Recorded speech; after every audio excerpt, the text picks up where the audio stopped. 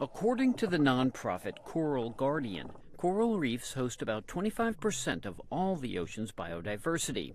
They also serve as a natural barrier to protect shorelines from punishing storms and waves. But we're losing them.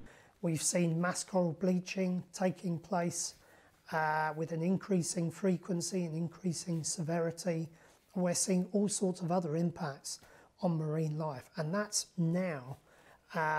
If we allowed the temperature to rise to 2 degrees, then we can pretty much wave goodbye to coral reef ecosystems, and indeed we will probably lose many other types of marine habitat and many species as well. Experts say the problem is warming waters, due in part to human activities that contribute to overall climate change.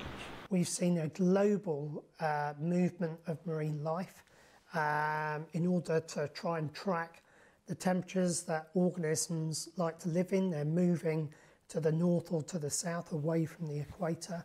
To better understand what's happening to our reefs, the British nonprofit Necton is about to head to the Seychelles, off the coast of Africa, to assess these mostly healthy reefs. The team will make a series of dives on board the submersible to better understand what's going on in these reefs. It's really vital that we go literally out there and see, for example, how are coral reefs affected by all these CO2 emissions, and which causes acidification and essentially causes the destruction of coral reefs. The mission will allow the team to understand not only shallow reefs, but also the deeper reefs that are still something of a mystery. So it will be really interesting to go out there and actually see, in Seychelles in particular, which is one of the places which is relatively pristine still, to see if the effects of climate change are actually evident on the shallow coral reefs, and especially on the deeper reefs that so far no one looked before.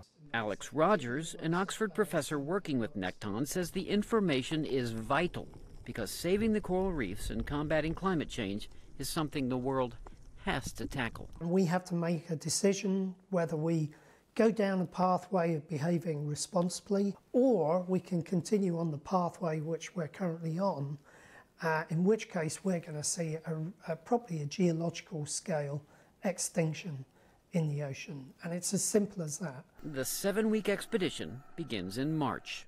Kevin Enochs, VOA News.